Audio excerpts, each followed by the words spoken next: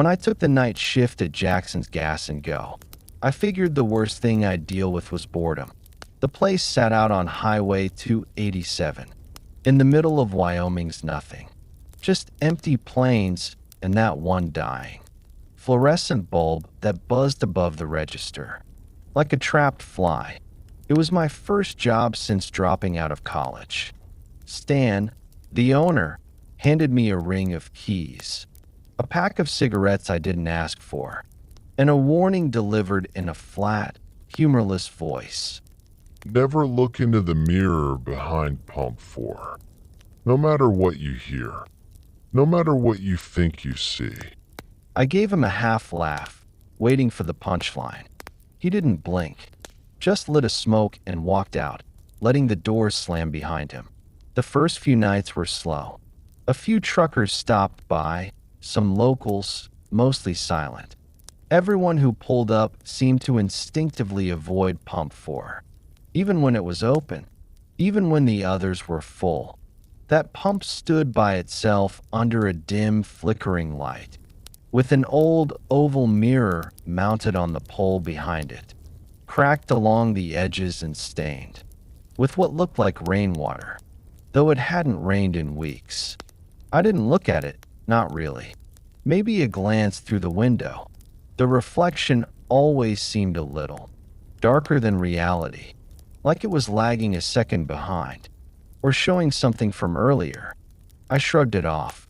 Isolation does weird things to the brain. Then came Tuesday night. Slow, silent, colder than usual. A semi pulled in around 3 a.m. The truck was matte black, coated in a layer of dust thick enough to write your name in. The driver stepped out wearing mirrored sunglasses at night and a stiff denim jacket. He didn't say a word as I approached, just nodded toward pump 4. I hesitated. Sir, that one's kind of out of order. Can I move you to another? He finally spoke, voice low and dry like sandpaper. No need. I'll handle it.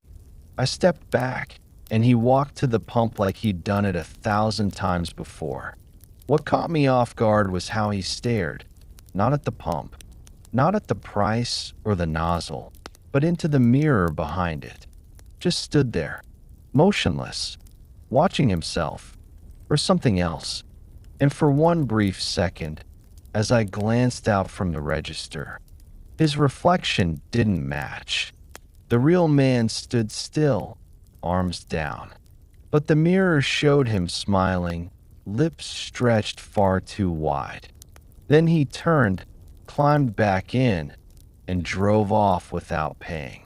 That night, I dreamed of the mirror, of something staring out from the other side, mouth pressed to the glass, whispering in words I couldn't understand. The next night, it got worse. I heard voices over the intercom that connected the pumps to the register. Not conversations, just what sounds? Breathing. The faint echo of my name in a rasping whisper. Kyle. I checked the system. It was off. Still, the whispers continued. I grabbed a flashlight and stepped outside, stomach twisted with dread. The air was still, the kind of still that makes you feel like you're underwater. I walked toward pump 4.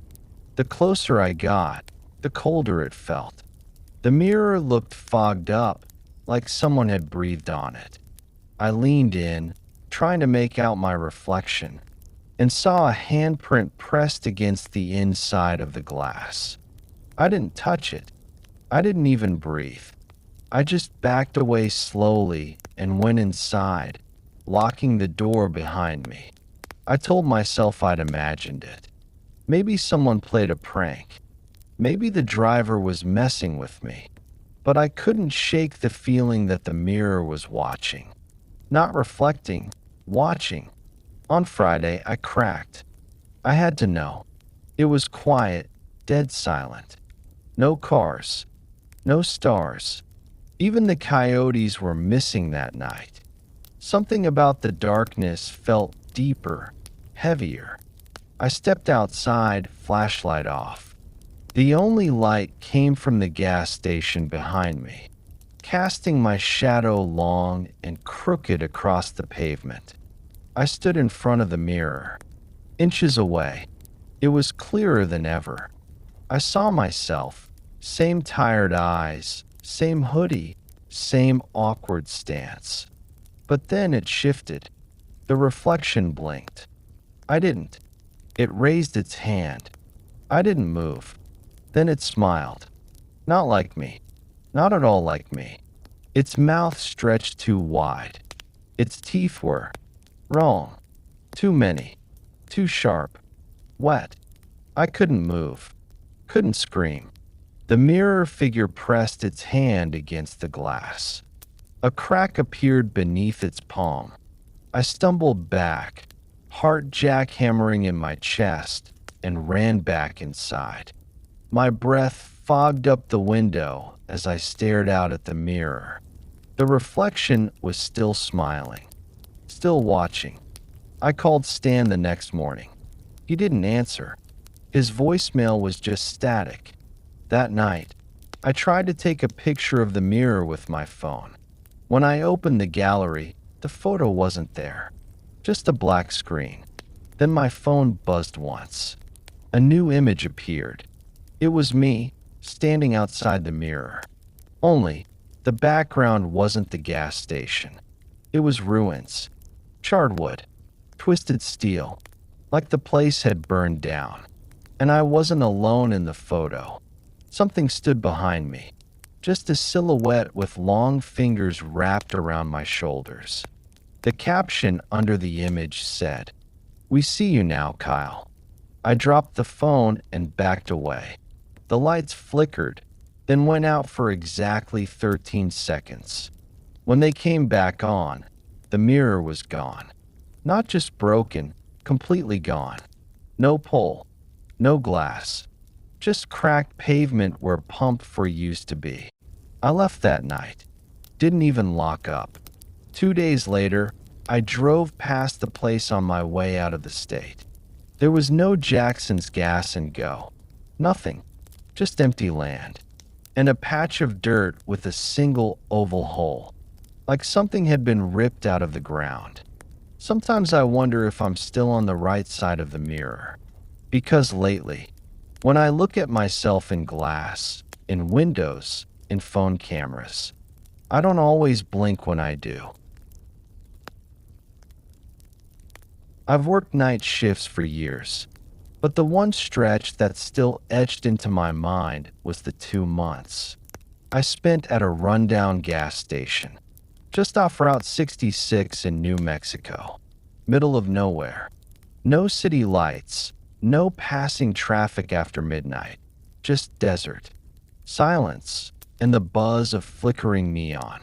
They paid in cash, didn't ask too many questions, and gave me a small room in the back to crash during the day.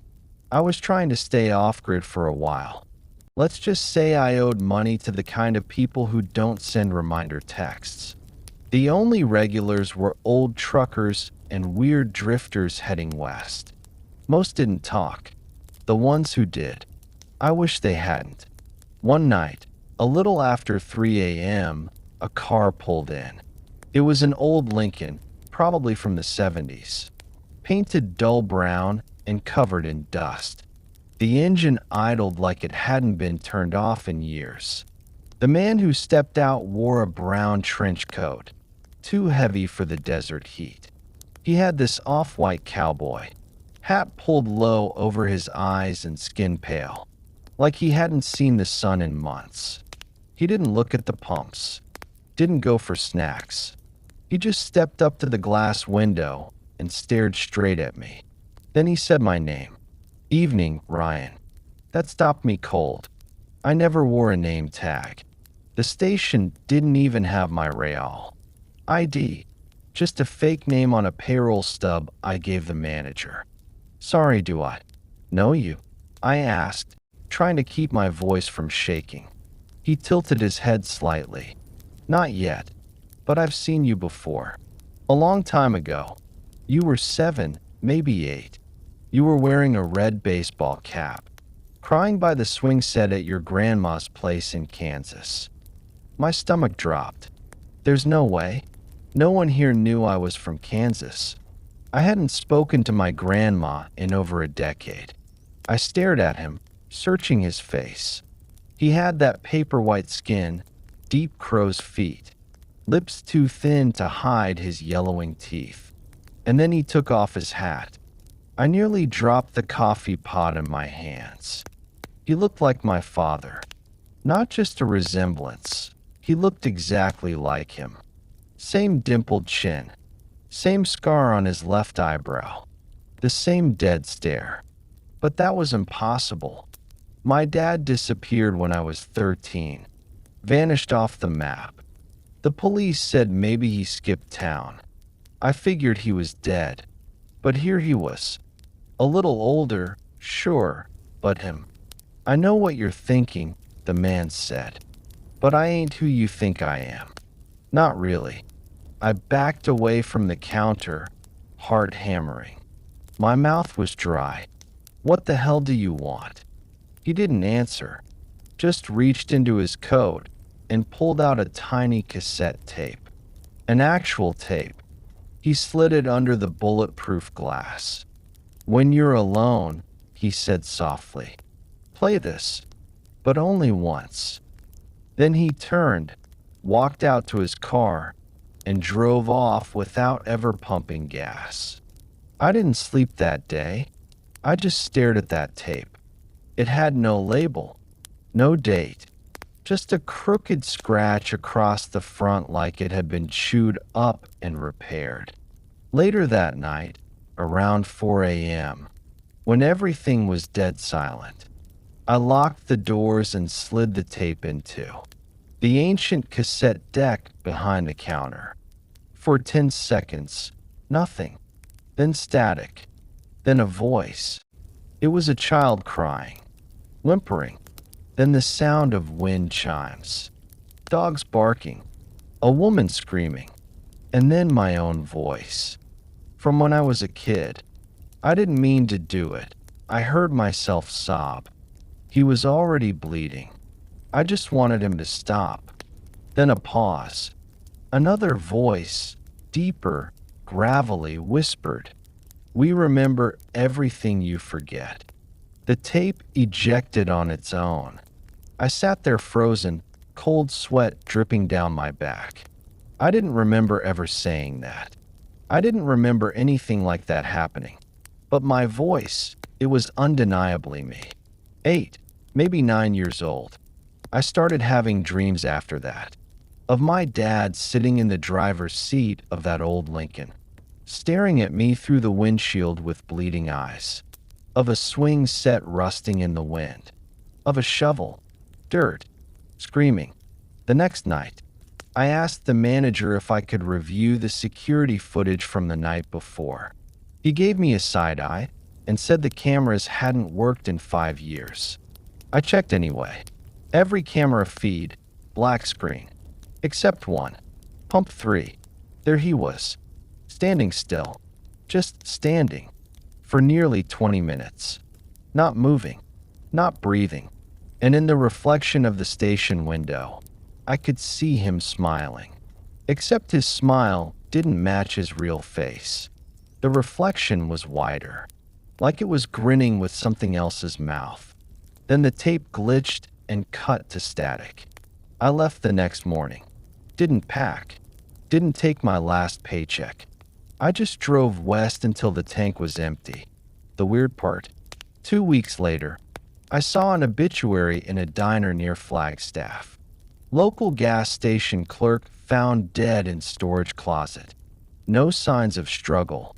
Same station. Same manager. But not my name. Someone else had taken my place. The photo in the paper? It was a blurry security still. And in the reflection on the window behind the counter was me. Only I hadn't been there in 2 weeks. And I sure as hell wasn't smiling. I've driven across the country more times than I can count, Texas to Oregon. Georgia to Wyoming, coast to coast, and back again. I've seen tornadoes, wildfires, cracked out hitchhikers, even a bear once that stood on two legs like a man. But nothing, and I mean nothing, comes close to what happened outside Elko, Nevada. It was just after midnight when I pulled into a lone gas station off the I-80. I was running on fumes. Literally, the red warning light had been on for the last 20 miles. The place looked abandoned at first. One flickering bulb above the sign that just said gas in chipped red letters. No name, no logos. For pumps, no cars, but the lights were on inside. I figured it was one of those unmanned spots. Fill up, maybe grab a snack from a vending machine, and be back on the road. As soon as I stepped out of the truck, I felt weird. The air had that heavy, electric hum, like right before a thunderstorm. Only the sky was clear, not a single cloud. The pump worked fine. Took my card, beeped like normal. As I filled up, I looked around. No bugs, no wind, no sound, just the low whine of my rig cooling, and the occasional flicker from the overhead light. But what really bothered me was the silence. Desert quiet is one thing. This felt dead, like the world had gone on pause. After fueling, I climbed back in the cab, logged the stop, and pulled out onto the highway. Drove 5 minutes, then 10, then 20. I saw something up ahead, lights. As I got closer, my stomach sank. It was the same gas station, same crooked sign, same broken pump number, same flickering bulb. I slammed the brakes.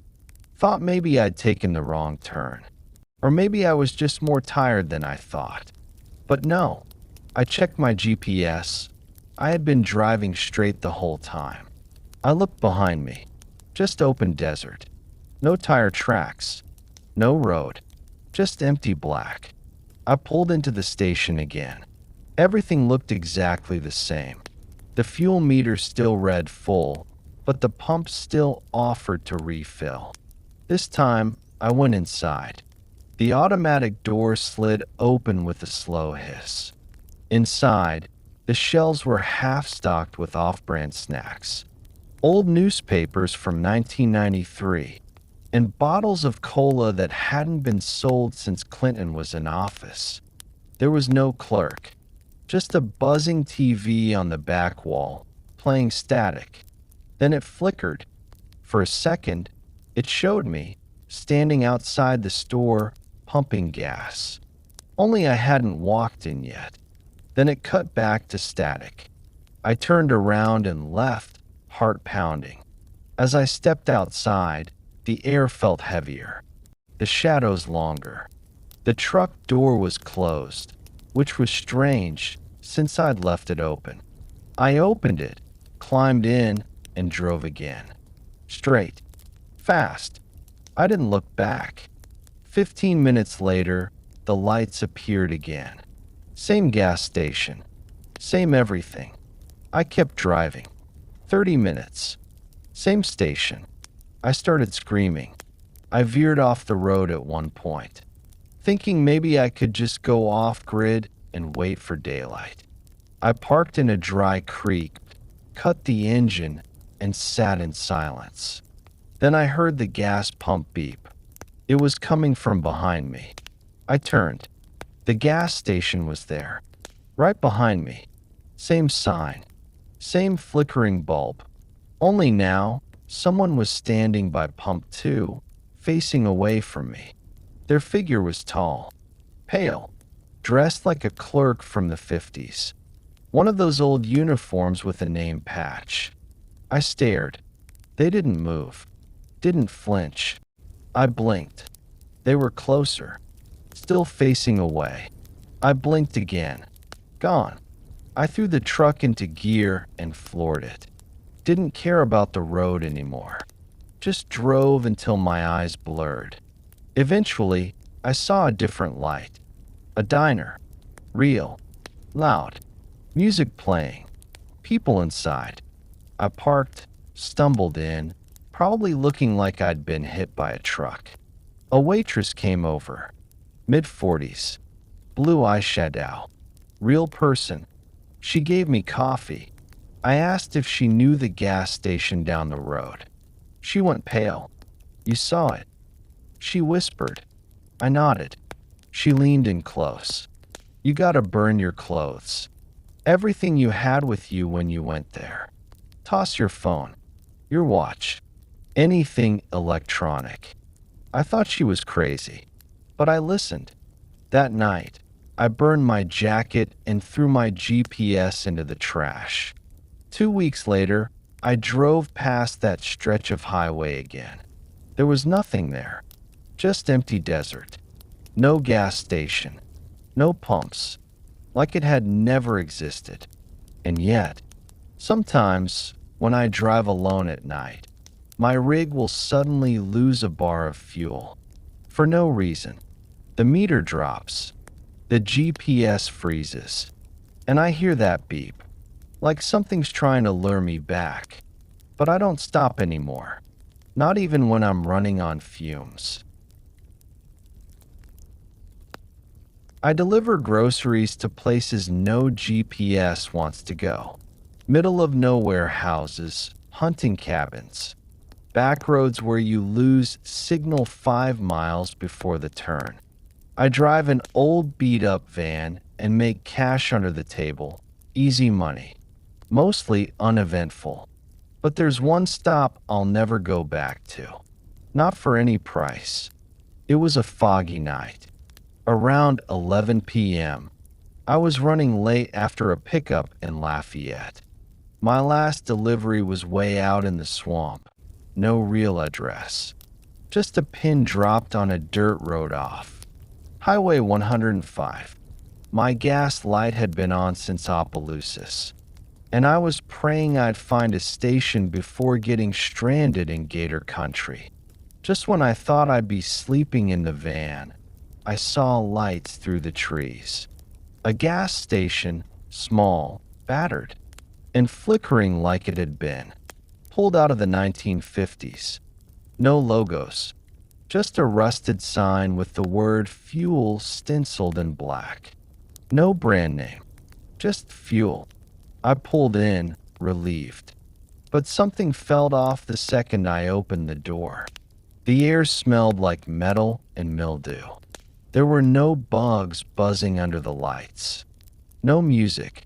Just silence. Thick and wet like the swamp was holding its breath. There were 2 other vehicles already parked, both old, rusted-out sedans. They looked like they hadn't moved in years, but their engines were running. I stepped out, glanced at the only pump that looked operational, Pump 1. No card reader, just a faded sign taped to it. Leave $20 in the box. Do not talk to the others. What others? Then I saw them. 3 people standing near Pump 3. 2 men and 1 woman. They weren't fueling up. Just standing, perfectly still, like mannequins in old clothes. One wore overalls soaked at the hem. Another had a cracked leather hat. The woman's hair was wild and gray. Her eyes locked on me. None of them blinked. I looked away, shoved a 20 into the small metal box taped shut with duct tape, and started pumping. The nozzle rattled like it didn't want to cooperate. The numbers clicked up slowly, painfully. Every second felt like a minute. Then I noticed it. The fuel wasn't going down.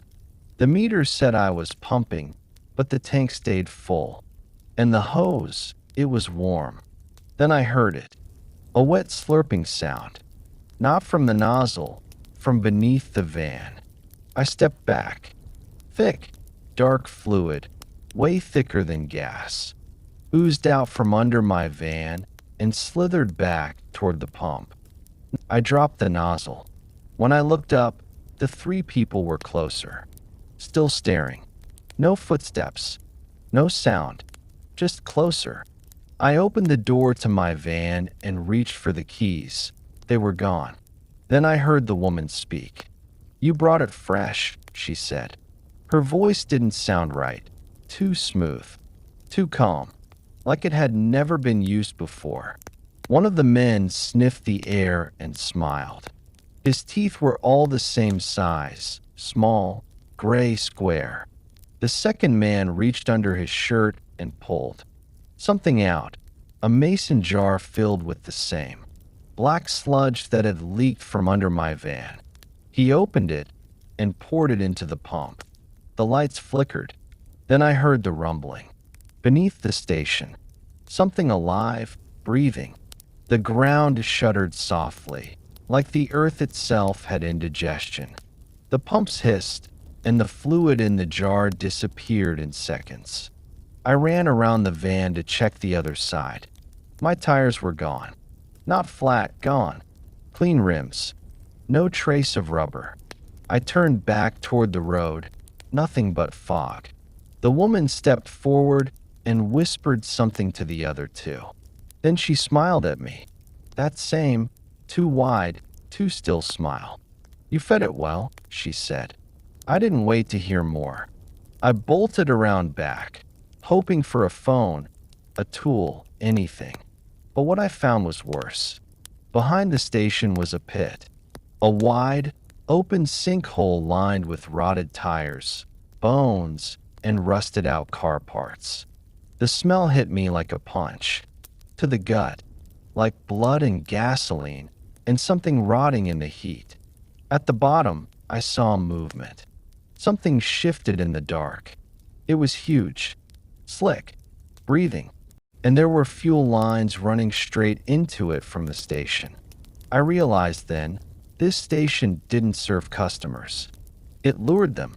It fed something below, something old, something that drank gasoline, blood, rubber, flesh, anything living. And we were just walking fuel tanks. I turned to run back through the station, but the clerk was finally there. Only it wasn't a clerk. It was a shape, wearing skin. Its mouth opened wide and stayed open, wider than a mouth should go, as it reached for the nozzle hanging by the door. And I knew then what it meant. It wasn't filling cars. It was extracting from people. I don't remember how I escaped, just that I ran until I hit a paved road. Some trucker picked me up at dawn, said I looked half dead. I told him I broke down in the swamp and ran from gators. He laughed, handed me a water bottle, and didn't ask any more questions. When I went back to find the gas station a week later, it was gone. Just thick trees and a single wooden sign nailed to a post. "Keep moving. Don't stop." I haven't delivered to that part of Louisiana since. But every time I stop for gas at night, I check the pump. And if the hose feels warm, I don't pump. I drive. The gas station sits on the edge of a town that's mostly forgotten. One grocery store, a church, a few houses with busted shutters and dead yards. No cops, no mayor, just ghosts of better years. I took the night shift because it paid more. That, and I like quiet. Most nights I only get 1 or 2 cars between midnight and dawn, and they're usually truckers or drunks, heading home from somewhere they shouldn't have been. But every Thursday, without fail, a red 1966 Plymouth Fury pulls into Pump 2. Always Pump 2. Always around 2:17 a.m. And it never fuels up. It just idles. The engine stays on. The headlights never dim. And the driver, a tall man in a brown suit and fedora, just sits inside, motionless. You can see his face if you get close enough. Pale, clean-shaven, eyes like polished glass. The first time I saw him, I figured maybe he was waiting for someone. Maybe his card wasn't working or he was lost, but he never looked around, never rolled the window down, just stared forward, the same soft jazz playing through the car's cracked window. After 10 minutes, he pulled away, didn't wave, didn't speak. Then he came back the next Thursday. Same exact time, same exact spot. I got curious, asked my coworker, Luis, if he knew the guy. Luis has been there 15 years. He just gave me a strange look. That red car? Don't talk to him. Don't go near it. Don't even look too long. When I asked why, he just said, because the last guy who did hasn't been the same since. I should have listened. It was week 6 when I broke the rule. That Thursday felt different. The night was stiller than usual. The bugs outside had gone quiet. Even the hum of the old freezer inside felt muffled, like the whole world had been wrapped in cotton. I was sweeping near the window when I saw those headlights pull in. Right on time. 2:17 a.m. I told myself I was just going to take a closer look. Just get a plate number. Maybe see what the guy was doing every week. I stepped outside with the broom still in hand and walked slowly toward pump 2. The air smelled like burnt rubber and old pennies. The jazz music playing from the car grew louder with each step. It wasn't coming from the radio. It was coming from everywhere, like it was bleeding out of the air itself. I reached the passenger side and crouched slightly, trying to get a better look. He was staring straight ahead, hands on the wheel, not blinking. I knocked. Nothing. I leaned in closer and said, "Sir, are you okay?" That's when the engine cut off. The jazz stopped mid-note, and for the first time, he turned and looked at me. His eyes weren't human, not glassy, not dull, just black, reflective, like obsidian stones that drank in all the light. He smiled, not wide, not friendly, just a slight curl of the lips. Then the car door opened, on its own, with a slow, creaking groan. I stumbled back, suddenly freezing. The heat from the night was gone. My breath misted in the air like it was the dead of winter.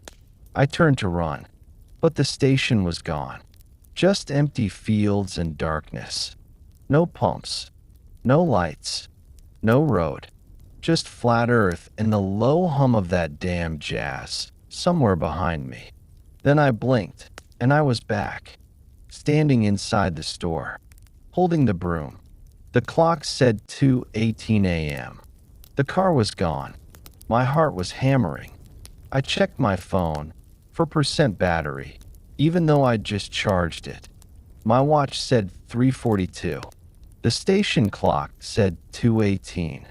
I didn't sleep that day. Next Thursday, I didn't go outside. I watched from the window as the red Plymouth rolled in, slid into pump 2, and sat there. I tried filming it with my phone. The screen stayed black. When I rewound the security footage the next morning, the entire feed cut out from 2:17 to 2:27, just static. Luis came in for his shift and looked at me like he already knew. "You looked at him, didn't you?" I nodded. He just sighed and handed me a photo. An old Polaroid.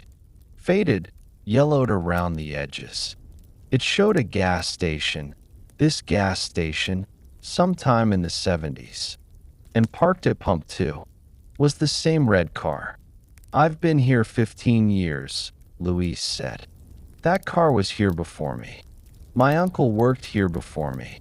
Said it showed up the week a man died in the bathroom, trying to slit his own wrists. Said he was hearing jazz music in the walls. I asked him what it wanted. Luis shrugged.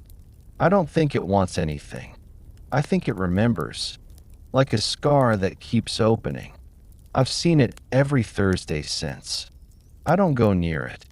Sometimes I think I hear jazz playing from the freezer now, or the sound of an engine idling beneath the floorboards. Last week, I found tire tracks that didn't match any car that had come in. They led straight to pump 2, then disappeared.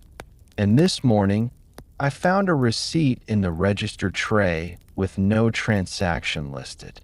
Just one line. Thank you. See you next Thursday. The station was about as remote as it gets.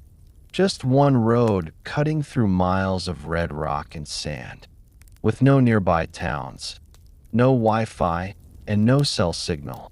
The pay was crap, but the job came with a cot, a hot plate, and a key to the register. All I needed while I figured life out. Nothing ever really happened out there. No customers after 10 p.m. No cops. No emergencies. Just a whole lot of quiet. Until the printer started spitting out warnings. It was my second week when I first noticed it. Right around 4:06 a.m., the receipt printer, the old kind that screeches and whines like it's dying, kicked on by itself. I figured maybe a misfire from the POS system, a glitch in the wiring. But when I pulled the receipt out, there were no fuel charges, no candy bar or soda listed. Just one line, center justified in capital letters. Run. I laughed. Weird, but not scary. Probably a prank someone coded in. I threw it away. But the next night, at the same exact time, 4:06 a.m., it happened again. Same noise. Same empty slip. Same message. Run. I mentioned it to my boss the next day. He brushed it off with a chuckle. Said the printer's been glitchy since the early 2000s.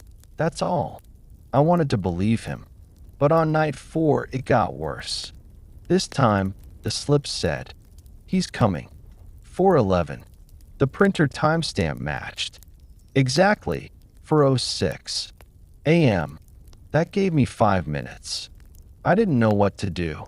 I stood behind the counter, watching the dusty windows, heart racing, palms sweating. At 4:11, the lights flickered once. Then nothing. I told myself it was a joke, a creepy system error, that someone programmed it years ago and forgot.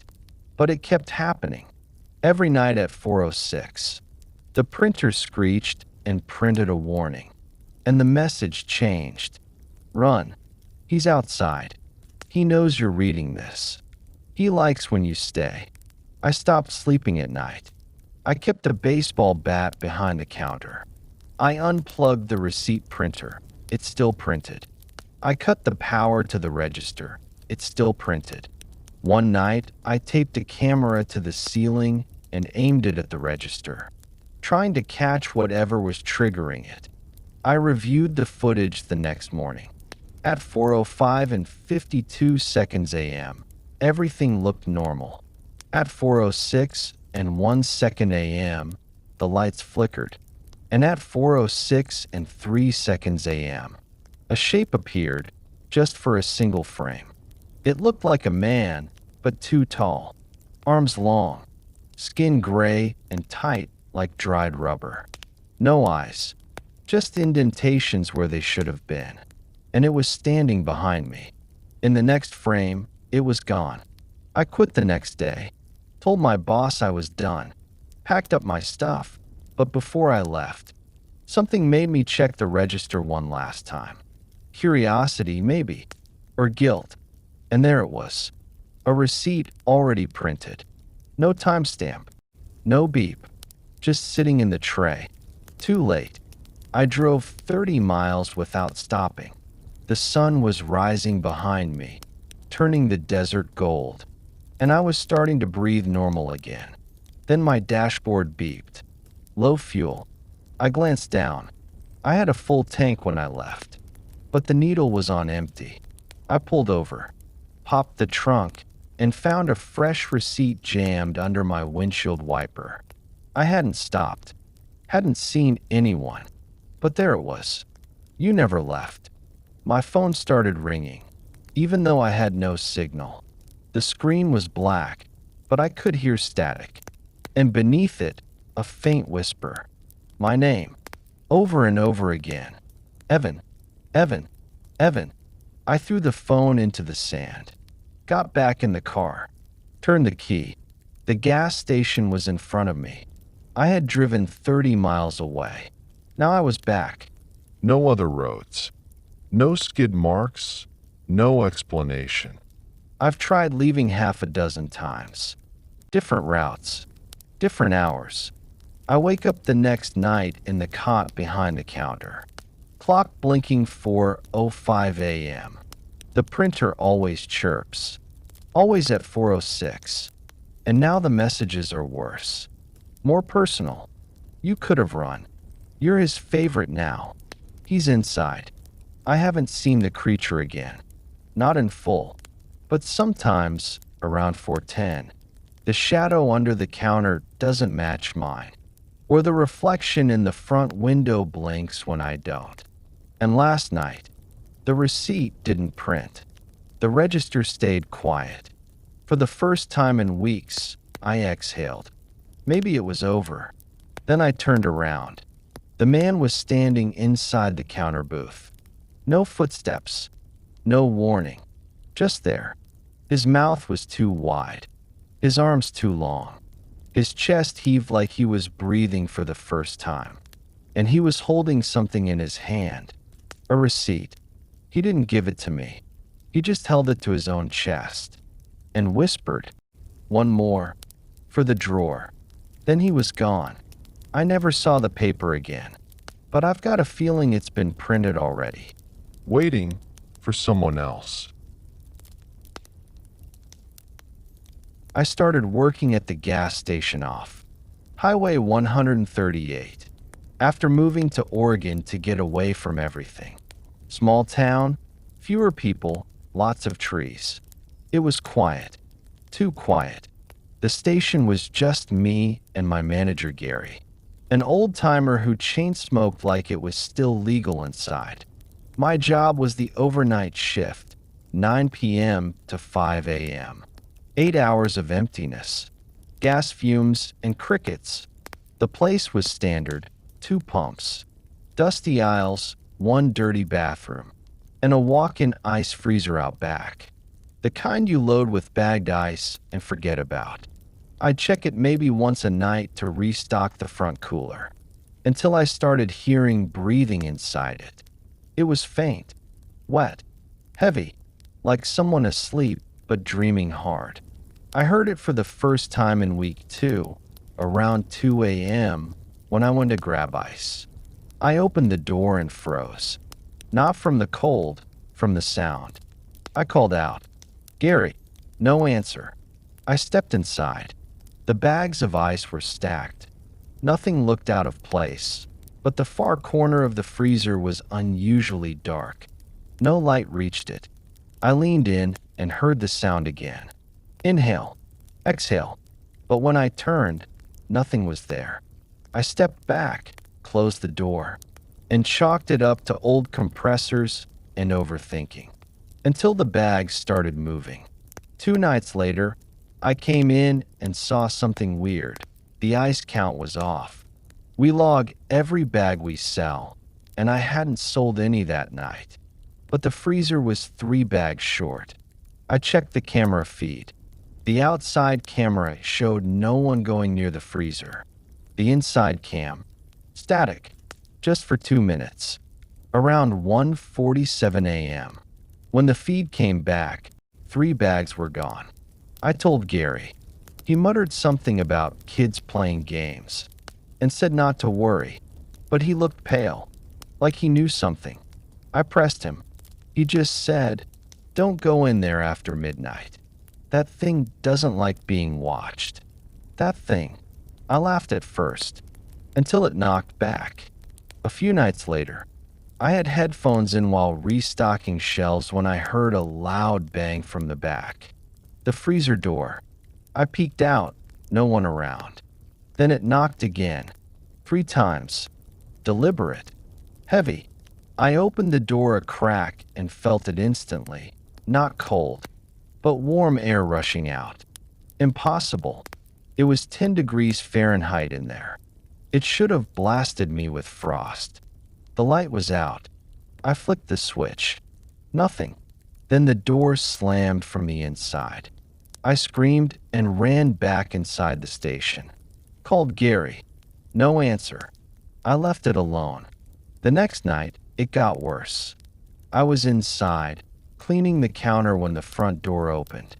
But no one came in. The chime rang. The air turned icy. And then I heard the freezer door creak open in the back. I grabbed the metal rod we keep behind the counter and crept toward the back room. I could hear dragging sounds, like bags being pulled across the floor. When I opened the back door, the freezer was wide open, and someone was inside. A figure crouched in the corner, huddled in the shadows, breathing fast and loud. He wore a gas station uniform, the old kind, with a patch stitched in cursive, "Buddy." I stepped closer. His skin looked frostbitten, blackened at the fingertips, lips cracked and blue. But he was sweating. His eyes shot open, pure white. No pupils, no iris, just milky, glowing blind eyes. He whispered something I'll never forget. "Don't close the door. It's still hungry."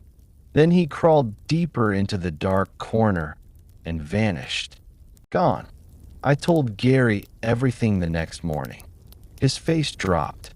He walked outside, lit a cigarette, and said, his name was Buddy. Worked the night shift in '89. Got locked in the freezer. During a storm. Froze solid before anyone found him. I stared at him. But I saw him. Gary nodded. "You're not the first. Won't be the last." He didn't look surprised. He handed me a roll of red duct tape and said, "Next time the door opens by itself, seal it. Don't go in. Don't talk. Just seal it. If it starts knocking, ignore it." I followed his advice. Until last night. I found a new receipt on the counter when I came in. No sale. No timestamp. Just one word. Jenna. It wasn't typed.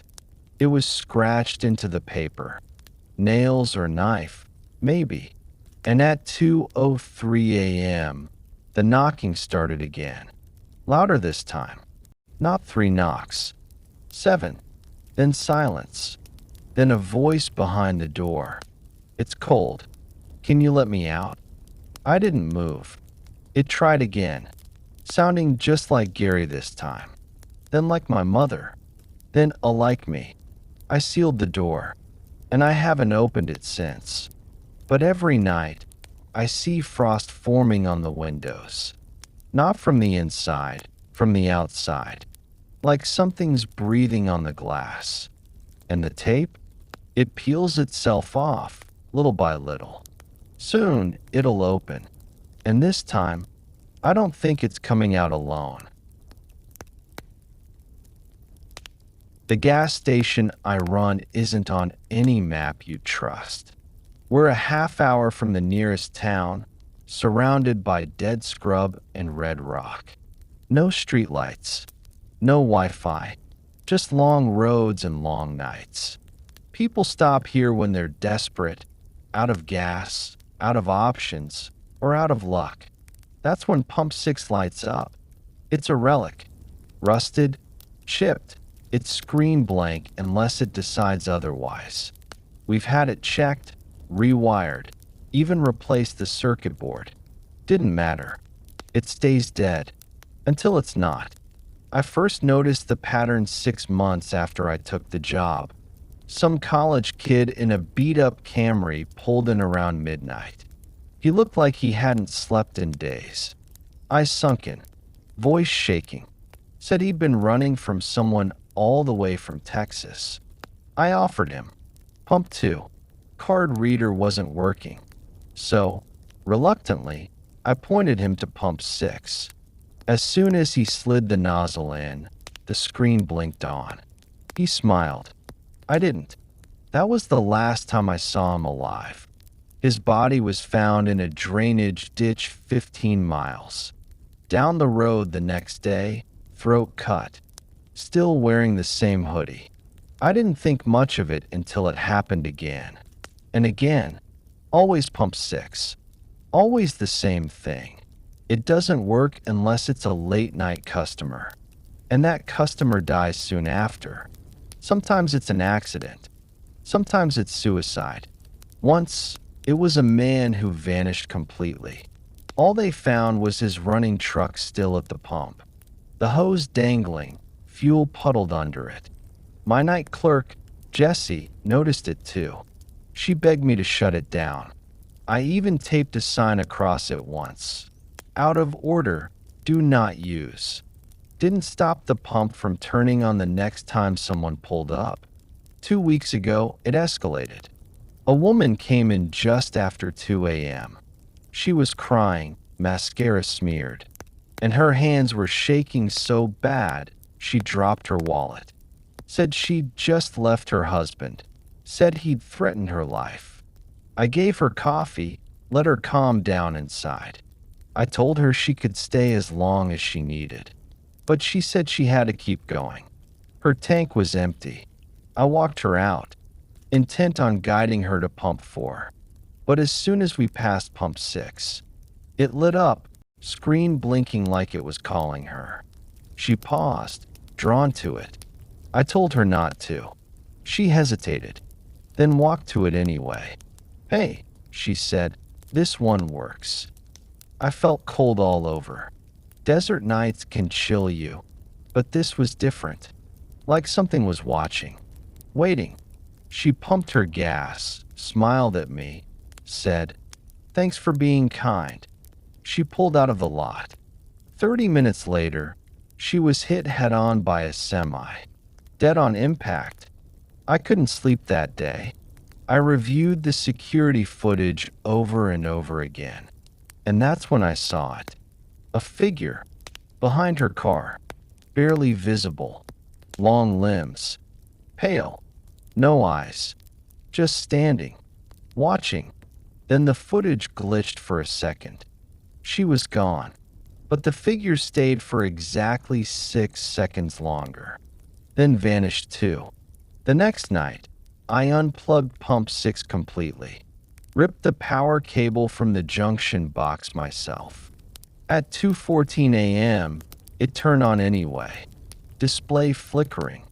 Screen reading. Next, I backed away. Then it beeped once.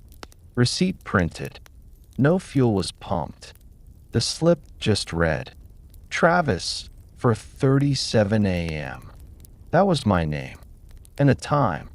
I checked my watch. 2:14. I waited. Didn't leave. At 4:36, nothing happened. I held my breath. At 4:37, the power cut out across the entire station. Every light, every machine, gone. And then, I saw the reflection in the darkened window. It was standing next to me. White face, hollow mouth, bent neck, no sound, just presence. I turned. Nothing there. The lights returned 2 minutes later, but the receipt was gone. Since that night, pump 6 has stayed on. All day, all night. No matter what I do, the screen glows faintly, but it no longer asks for cards. It just says, queued. I don't know what it means. Jessie quit last week. I don't blame her. I've thought about quitting too, but it's like something's holding me here. Like I'm on the list, but it's not my turn yet. And last night, I caught something on the monitor again. A car pulled in.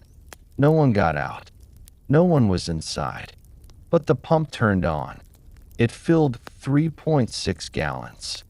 Printed a receipt. And on that paper, Travis, delayed. I don't know if I'm supposed to run, or stay, or wait my turn. All I know is this. Pump 6 is always watching, and every time it activates, someone's hours are numbered. There's a station off Route 55 that barely survives on cigarette sales and black coffee. We get hunters, truckers, and the occasional couple that looks like they're running from something. People stop here to disappear, not to be remembered. I work nights, always have, and every month, same time, same weather, same footsteps. He shows up. A boy, 6 or 7 years old. Pale skin, hollow cheeks, dark mop of tangled hair. No shoes. Dirty flannel shirt and corduroy pants that look like they've been buried and dug up again. He never speaks, just walks through the automatic doors like a shadow with bones. Heads straight to aisle 2. Always picks the same item, a pack of lemon drops.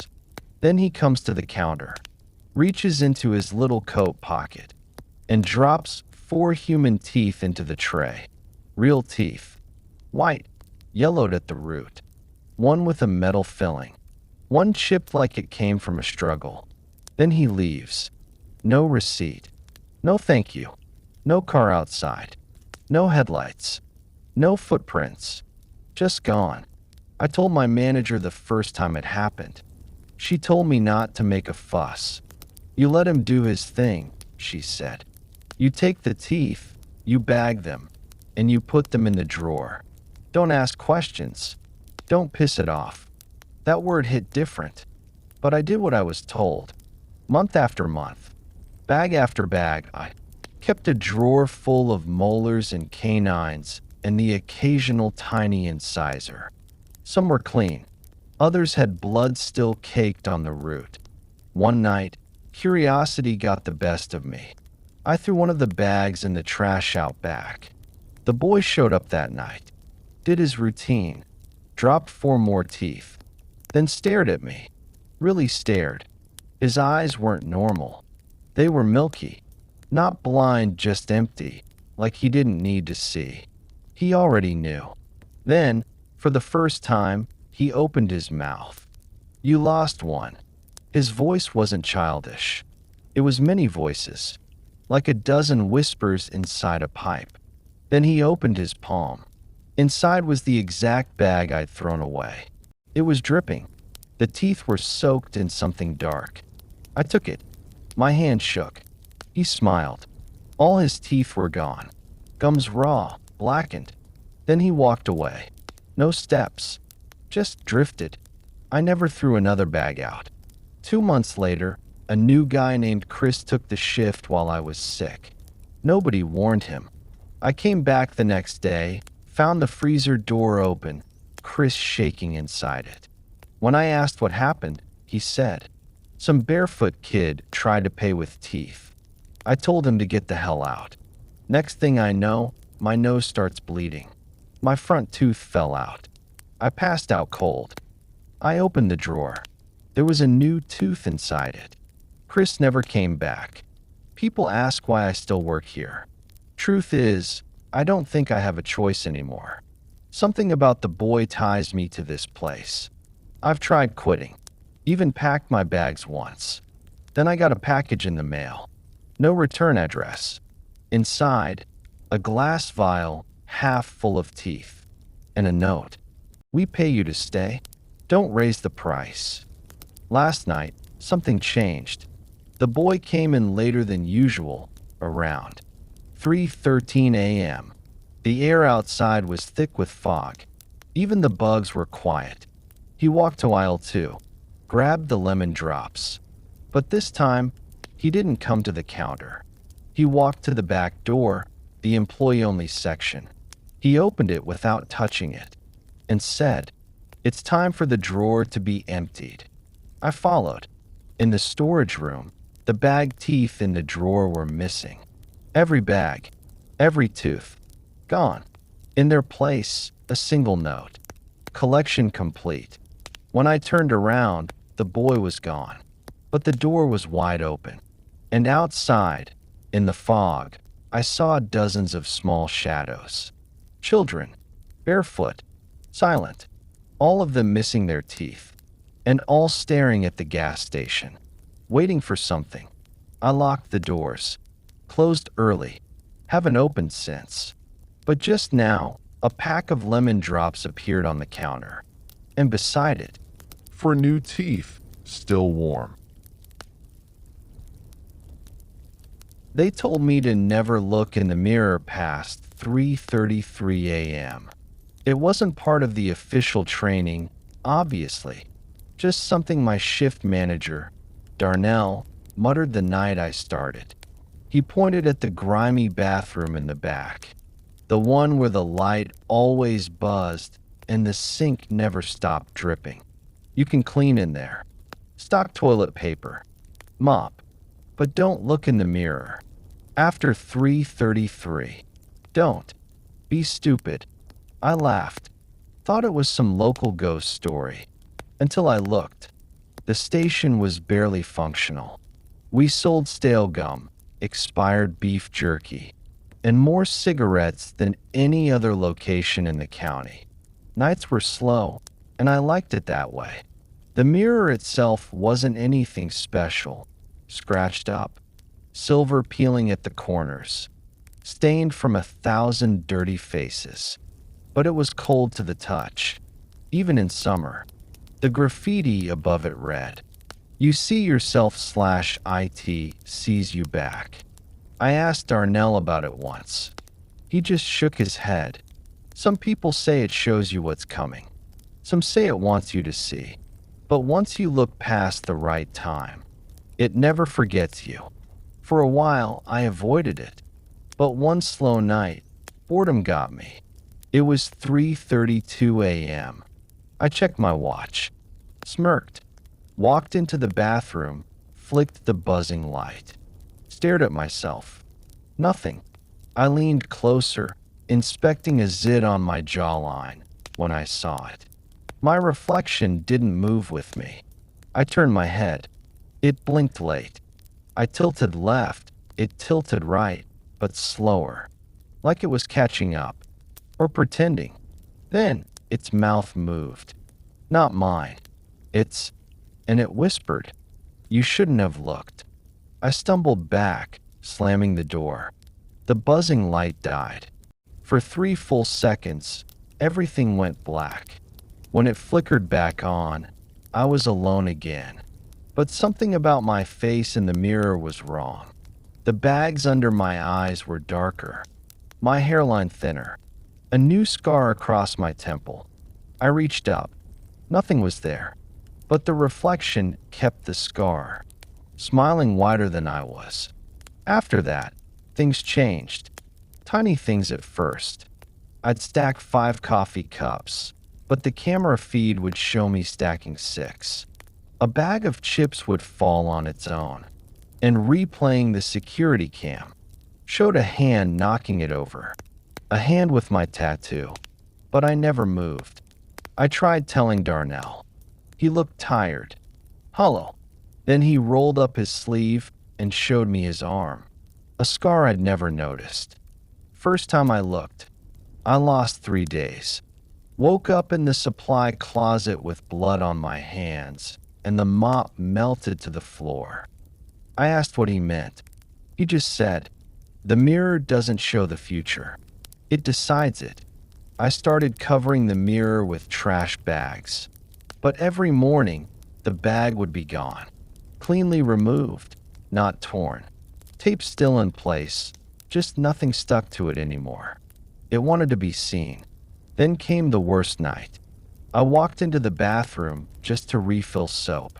It was 3:34 a.m. The light flickered.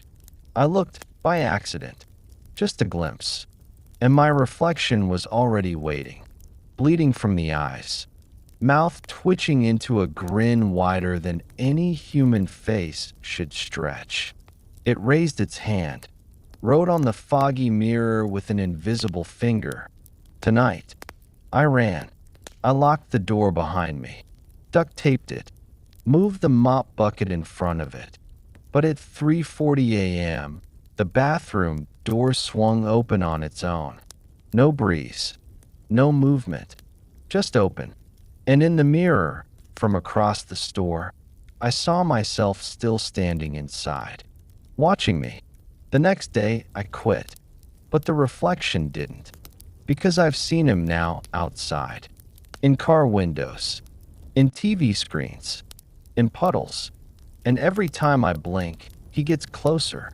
Last night, I woke up to find my phone unlocked. The camera was open, and there was a selfie on it I didn't take. Same face, same expression, except the background wasn't my room. It was the gas station bathroom. Behind me, written on the mirror, "Welcome back."